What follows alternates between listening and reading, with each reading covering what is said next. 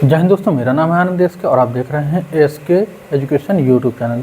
दोस्तों, आज के इस वीडियो में हम आपके लिए लेकर आए हैं अधिगम अक्षमताओं के बारे में, यानी कि अधिगम अक्षमताएं क्या होती हैं, इस शब्द का प्रयोग किसने पहली बार किया और किस समस्या में कौन सा विकार पाया जाता है। तो चलिए बात करते हैं अधिगम अक्षमताओं के बारे में। दोस्तों, अधिगम अक्षमताएँ जो होती हैं वो आपका चाहे टेट का एग्ज़ाम हो, चाहे सीट का एग्ज़ाम हो, चाहे कोई आपका टीचिंग एग्ज़ाम होगा, उसमें यहाँ से क्वेश्चन जरूर पुटअप होता है। 1 या 2 क्वेश्चन बनने के चांसेस हमेशा रहते हैं। तो चलिए देखते हैं आपका अधिगम अक्षमताएं होती क्या हैं। तो अधिगम अक्षमता सबसे पहले बात करते हैं, यह नाम किसने दिया था, यह प्रयोग इस नाम का किसने पहली बार किया था। लर्निंग डिसेबिलिटी जो है, इस शब्द का प्रयोग सबसे पहले सेल्विल क्रिक ने किया था। किसने?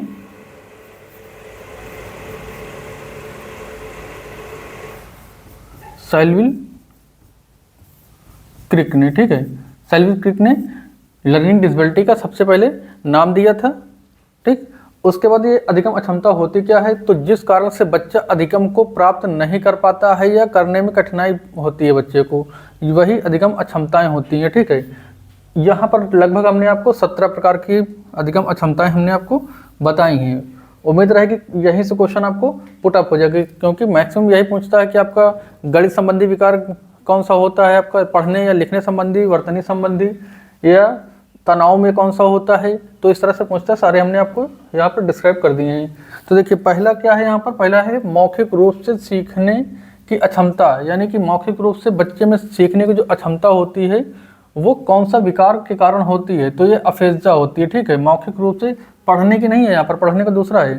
तो मौखिक रूप से सीखने की अक्षमता ये अफेज्जा या डिसक्लेक्सिया के कारण ये होता है। ठीक है, अगला है आपका पढ़ने की अक्षमता, यानी कि बच्चा पढ़ नहीं पा रहा है। बच्चा जब पढ़ने की संबंधी समस्या हो बच्चे में, तो वहाँ पर क्या हो जाएगा, वहाँ पे हो जाएगा डिसक्लेक्सिया या फिर एलेक्सिया नामक विकार बच्चे में पाया जाता है। अगला है लिखने संबंधी, यानी कि बच्चा लिख नहीं पा रहा ढंग से ना, जब लिखने संबंधी विकार होगा तो वहाँ पर होगा डिस्ग्राफिया, लिखने संबंधी डिस्ग्राफिया।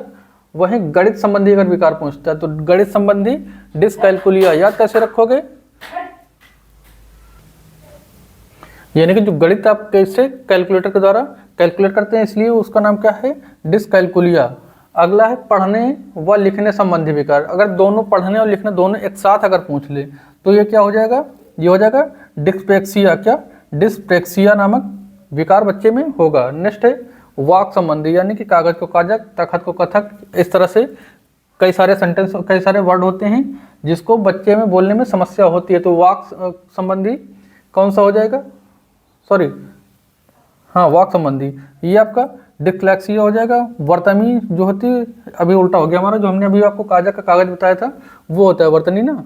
वर्तनी संबंधी जो ये होता है डिसऑर्थोग्राफिया, ये वाक संबंधी होता है, यानी कि बच्चा रुक रुक के बोलता है, रुक रुक के अगर बोलेगा तो डिस्कैमिया कहलाएगा। ठीक है, अगला है श्रवण संबंधी, अगर बच्चा ढंग से सुन नहीं पा रहा है, श्रवण संबंधी है, सुनने में थोड़ा सा प्रॉब्लम है उसको, तो जो है ये ऑडिटरी कहलाता है। क्या कहलाता है? ऑडिटरी संबंधी विकार बच्चे में होगा।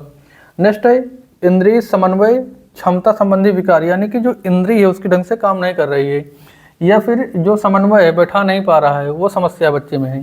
तो ये कौन से विकार हो गए, ये सेंसरी इंटीग्रेशन या प्रोसेसिंग डिसऑर्डर होगा। ठीक है, तो ये आपका इंद्रिय समन्वय क्षमता संबंधी विकार होता है।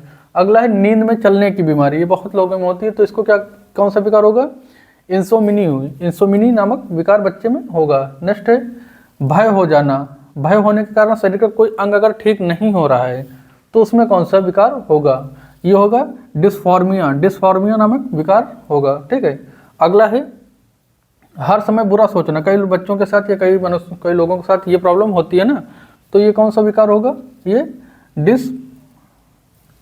डिस्टोपिया होगा। ठीक है, हर समय बुरा सोचने वाला कौन सा होगा, डिस्टोपिया होगा। और लंबे समय तक तनाव में रहने वाला, अगर लंबे समय तक कोई बच्चा लगातार तनाव में रहता है, सीख नहीं पा रहा है, तनाव के कारण अगर बच्चा सीख नहीं पा रहा है तो क्या होगा, ये होगा डिस्थेमिया नामक विकार बच्चे में होगा। खुद से बात करना, कई बच्चे होते हैं जो खुद से बात किया करते हैं, देखते होगे आप, चाहे घर में हो, कॉलेज में हो, कहीं पर भी हो, तो खुद से बात किया करते हैं। तो खुद से बात करने का कौन सा विकार होता है, सॉलिलॉक, कौन सा, सॉलिलॉक नामक विकार बच्चे में होगा। अगला है अवधान की कमी जो है यानी कि attention defective hyper active disorder यानी कि ADHD जिसको बोलते हैं, ये पूरे नाम से नहीं आएगा। ये अवधान की कमी किस कारण से होती है, तो इस कारण से होती है जिसको शॉर्ट में ADHD कहा जाता है। ADHD विकार के कारण क्या होता है, अवधान में कमी आती है। ठीक है, अगला है संज्ञानात्मक या संवेगात्मक विकार। संज्ञानात्मक या संवेगात्मक विकार या फिर व्यक्ति के अकेले रहने की आदत। देखते हो कई बच्चे होते हैं जो चाहे क्लासरूम हो या अपना घर का रूम हो, कहीं पर होंगे तो अकेले रहने की आदत, कहीं आना जाना है घूमना है, वो अकेले ही मस्त रहते हैं। तो अकेले अगर रहता है कोई बच्चा तो उसमें कौन सा विकार होगा, ये अरिज्म स्पेक्ट्रम नामक विकार बच्चे में हो पाया जाता है उस टाइम। ठीक है, अगला है मानसिक थकान। तो अगर बच्चा मानसिक रूप से लगातार थकान महसूस कर रहा है तो उसमें कौन सा विकार होगा, ये होगा डिस्लेक्सियन। कौन सा, डिलेक्टियम। ठीक है, तो ये आपके बीमारियां हैं और ये आपके विकार हैं।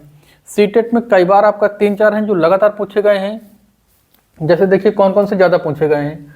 ये पढ़ने संबंधी विकार ढंग से आप रट लीजिएगा, क्या है, डिस्लेक्सिया या एलेक्सिया पढ़ने संबंधी। लिखने संबंधी आपका डिस्ग्राफिया हो जाएगा। गणित संबंधी कई बार पूछा गया है, डिस्कैलकुलिया हो जाएगा आपका। ठीक है, और आपका वाक संबंधी अगर पूछता है तो डिस्क्राइमिया पूछा गया है कई बार। वर्तनी संबंधी भी कई बार पूछा जा चुका है जो कि डिसआर्थोग्राफिया कहलाता है। ठीक है, और यहाँ से पूछा जाता है ये नींद में चलने का, इंसोमिनी, नींद में चलने की बीमारी इंसोमिनी। और खुद से बात करना कई बार पूछा गया, खुद से बात करना तो सॉलिलॉक हो जाएगा। ठीक है, और आपका एक और कोई था इसमें, कौन सा था, ये मानसिक थकान कई बार पूछा गया, लेकिन ये वाले थोड़ा ज़्यादा पूछे गए हैं। बाकी याद आपको सब रखने हैं, लेकिन कुछ जो कई बार जो हमने अभी लास्ट में बताया इनको आप ढंग से याद कर लीजिएगा। पढ़ने संबंधी डिस्ग्राफिया, लिखने संबंधी डिस्ग्राफिया और गणित संबंधी डिस्कैलकुलिया। ठीक है, नींद में चलने की इंसोमिनी। तो इस तरह से जो हैं उनको जरूर याद रखिएगा, पेपर में कई बार रिपीटेड है ये। वीडियो पसंद आए तो उसको लाइक और शेयर करिएगा, और अन्य वीडियोस देखने के लिए जैसे प्रैक्टिस सेट है, मॉडल पेपर है और अन्य थ्योरीज की वीडियो देखने के लिए चैनल को सब्सक्राइब करिएगा। चलिए आज की वीडियो में बस इतना ही, मिलते हैं नेक्स्ट वीडियो के साथ, तब तक के लिए जय हिंद।